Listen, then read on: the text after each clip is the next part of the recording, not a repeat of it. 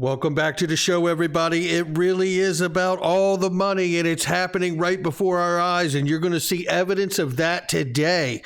We got Michael Arrington, XRP FUD, SEC witness safety. We're going to talk about that issue. CoinMarketCap, anonymous Twitter claims. We're going to get into that too. Stellar has an upgrade. NYDFS on stablecoins. PayPal's got new crypto services. Britain making moves. Novatti, Ripple, and Stellar. And you talk about making moves. Somebody roll that beautiful intro.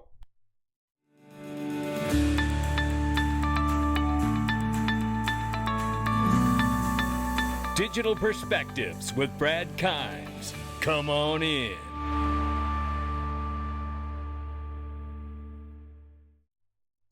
Welcome back to the show, everybody. You can follow me on Twitter at Dig Perspectives at the top of the screen. Everything that we're talking about here today, and give us a follow on TikTok at Digital Perspectives, no spaces. There we go. And right now, the market is sitting flat at 1.3 trillion, ladies and gentlemen. It is June 9th, 2022. Good morning. Bitcoin 30,300 plus, Ethereum 1,800 plus. We see right now at the number 7 spot, 40 cents for XRP. Let's take a look at the range of price very quickly here. 39 cents on the bottom, almost 40 cents, and then 40 cents on the top, almost 41 cents. A very tight trading range at the moment right now. Look, I tell you guys about it all the time because I'm a customer and I love working with Glint. Because I'm going to tell you, when I'm in this high risk environment of investing in crypto, which I absolutely have a huge appetite for, as you know, I also have a huge appetite to hedge what I'm doing, and not just in my investments, but for inflation as well. And that's why I use Glint, because it is a way for me to get physically allocated gold and to have it on my own personal debit card where I can choose to spend it to hedge my inflation cost out in the everyday world as well. Make sure you check out the link underneath the video. Michael Arrington says they are launching a $100 million Arrington Moonbeam Network Growth Fund. Go Michael Arrington, huge investor in this space, big time VC guy. Shout out to Michael Arrington, and a huge believer in all things crypto, including Bitcoin and XRP. One of the rare finds of the world right there.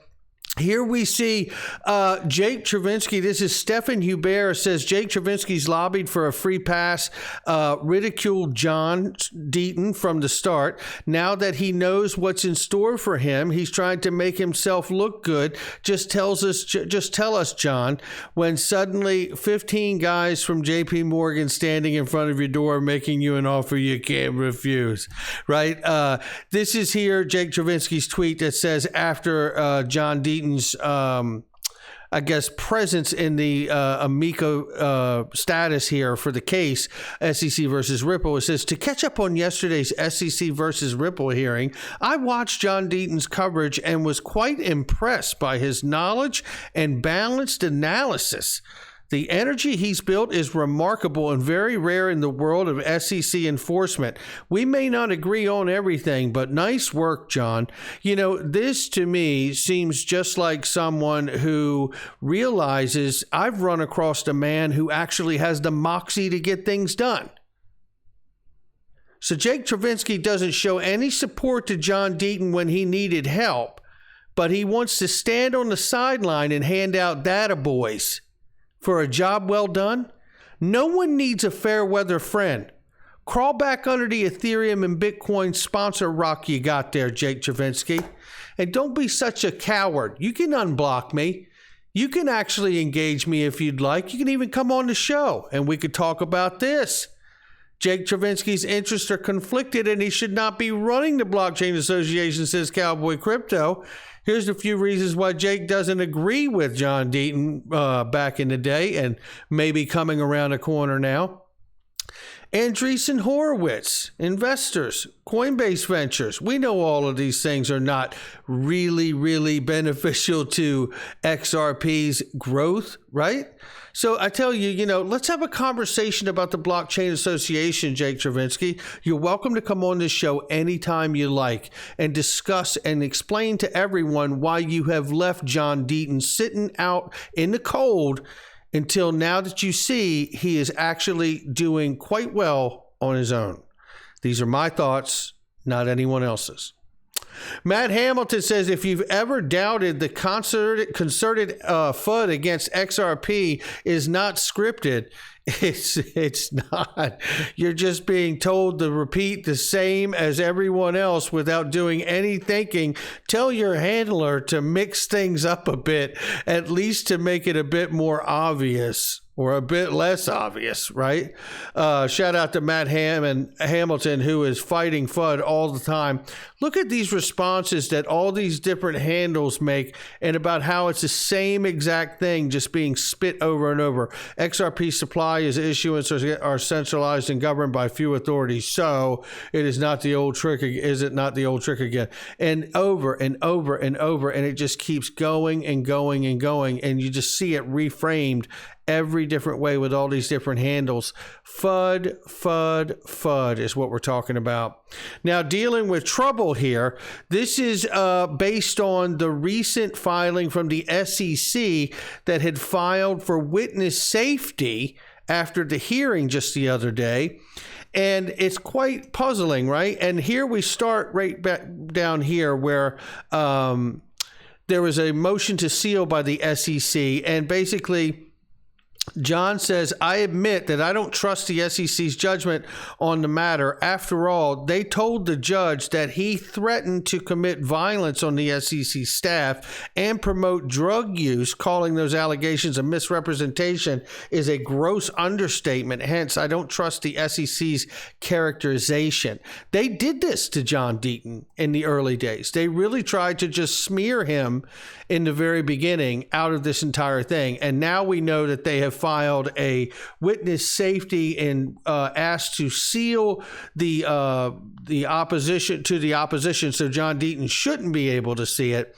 And this is honestly, I think, another tactic by the SEC to try to shut John Deaton out with the amicus status here. We'll see how this plays out. Christine Lagarde is in beautiful Amsterdam, and I just wanted to show this. She's discussing with the ECB Governing Council colleagues for an external monetary policy meeting. And I just wanted to note that also, courtesy of Jesus Tejero, told us that Ripple is also in Amsterdam right now at the Money 2020 event. So that's quite interesting to know. And then here we see anonymous Twitter claims shared by CoinMarketCap. Claims they're planning to release 137 gigabytes of Telegram chats that could tear a rift in the crypto community. They apparently include evidence of influencers discussing rug pulls and assassinations being planned to projects, I take it. And I tell you, it's like put up or shut up is where I'm at with this one, right? And let's see what unfolds from this. And why is CoinMarketCap sharing something about an anonymous Twitter claim? I think that's the bigger news. Are they involved in what's about to be released? Things that make you go, Well, things that make you go, in a good way. Stellar is making progress. They successfully upgraded to Protocol 19. Congratulations. Yeah, I'm a believer. You know I have been for years. It's always been XRP and Stellar for me and a few others. But these are the heart of the new financial system. I really do believe that. Not financial advice, just my digital perspectives. And I'm very excited that they've had a successful upgrade. And it should mean a lot of really great upgrades to the system. And one of which I believe is faster and more transaction speed, I believe is what one of the things, the benefits of that. Let's see here. And this is NYDFS, which is a New York Department of Financial Services, issues USD-backed stablecoin guidance must be fully backed by an asset reserve. Issuer must adopt a clear redemption policy approved by DFS in writing. Redemption at par in fiat. Reserve must be held in custody with, let's see, and I want to get into this 1 second here. Must be held in custody. Custodians and reserves must be held in government treasuries, subject to DFS approval, REX, and over-collateralization. It says here, reserve must be subject to independent audit 1 time a month by independent CPA at a station. It says standards, and it says DFS may also impose obligations regarding cybersecurity and IT standards and evaluate issuer Bank Secrecy Act, AML, sanctions compliance, safety, soundness of issuing entity, and stability, integrity of the payment system, so on and so on. You get the picture here, right? The picture here is exactly what's happening in New York, is exactly what's unfolding federal level as well. I'm telling you, we're going to see this moment that once this compliance and regulation and clarity, albeit maybe the new bill that's been introduced, gets through, you're going to see these private stablecoins must be registered, fully backed, held in an FDIC account, all these kind of standards, which is not a bad thing, by the way, right? Not a bad thing. For me, at least. But then after that's all in place, if you have a private stablecoin that is not licensed and not held in those regards in the regulatory framework, isn't it the same as being on the dark web? Isn't it the same as dealing with paper counterfeit money, only it'd be digital counterfeit money? It's hard not to see it any other way to where we're going here, and that cleans up the space quite a bit here. It also uses regulation to be able to raise the height bar for the barrier to entry. Old trick made new again. PayPal adds new crypto services, including transfers to other wallets. Now, this is brand new, ladies and gentlemen. It was all in-house before, right? Now we're moving out of that to other wallets and exchanges. Users can now send supported tokens, Bitcoin, Ether, Bitcoin Cash, and Litecoin to external addresses. That's the first time we can do that now, including those linked to exchange accounts and hardware wallets.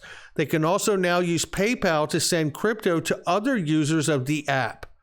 The move is reminiscent of the way Revolut and the neobank expanded its own crypto offering in May of last year. They go on to say they are also considering adding a stablecoin. In April, Dan Schulman, the CEO, said on a quarterly earnings call the company would double down on efforts to grow its digital wallet. Earlier this year, the firm said that it is exploring the development of a stablecoin backed by the U.S. dollar. Come on in. Yeah, and jumping across the pond, Britain is making moves toward becoming global crypto hub, plans to implement blockchain into traditional markets. If we just quickly look at this here, it says here, according to Gwyneth Nurse, one of the top people at the UK Treasury's Financial Authority. Now, I wanted to point that out because it's the UK's Treasury's Financial Authority, right? Because they know they're dealing with money. And I'm still waiting for the executive order to roll back in and the U.S. Treasury and FSOC to play a role in all of this. This is getting exciting, ladies and gentlemen. It is really, truly about all the money. And I think you're going to see evidence of not only what's happening in the U.S. and the Britain becoming a crypto hub. I think you're going to see evidence of it right here. Novatti, Ripple Partner, and Stellar, two major remittance companies, announced a stablecoin deal with Australia. Take a listen to this. Been able to announce partnerships with both Stellar and Ripple, two of the major cross-border blockchain networks, both based out of Silicon Valley and both with very high market capitalizations relatively. Ripple we've done a lot of work with in the past for cross-border payments, and Stellar we had started on a blockchain program with them a number of years ago, but now we're really bringing it to life. So we're building a multi-chain stablecoin service, initially on both the Ripple and Stellar chains. And in fact, what's a great thing is both Ripple and Stellar are largely funding the development work and even some of the marketing work that we do to get our stablecoin service out. So the stablecoin will be a dollar for dollar backed Australian dollar stablecoin. So we are a licensed company. We'll be running our funds in trust accounts. And then we've got an Australian dollar stablecoin named AUDC, somewhat in line with the nomenclature of the US stablecoin USDC. There you have it. The equivalent of USDC in Australia on Ripple and Stellar, backed by the two, which I believe is the backbone of the new financial system. And I think you just got a peep of it right there. After all, in case you've forgotten, it really is about all the money. This is Evan Schwartz when he was talking about the ILP, the Interledger Protocol, which really is the language and the just like the IP of the internet protocol, the interledger protocol, developed by Stephen Thomas and Ripple and gifted to the World Wide Web Consortium, the W3C, which oversees the international standards and practices of the internet we use. Listen to this. So some people have heard me say this before, but I'll throw it out to the audience. What is Interledger's total addressable market size?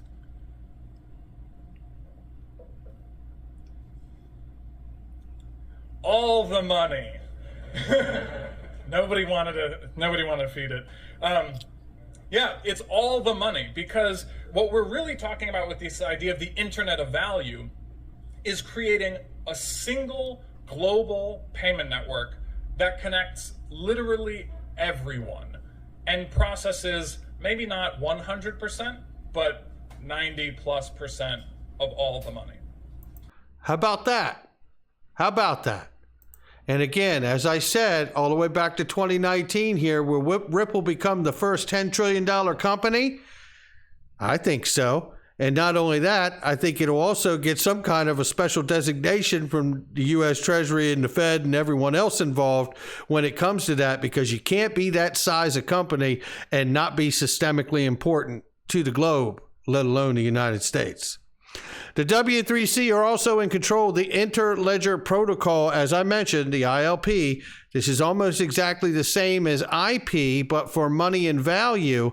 ILP are a set of protocols that make sure a payment and settlement can bounce from one network to another through multiple networks to reach a final destination. Ripple made this protocol and gifted it to the W3C. So if you trust the internet, it is time that you start to trust the W3C, the XRP Ledger, and ILP. That's going to do it for me. Make sure you hit the like and subscribe, leave a comment below. Check out all the links underneath the video. They're great products and services I use each and every day. I'll catch you on the next one.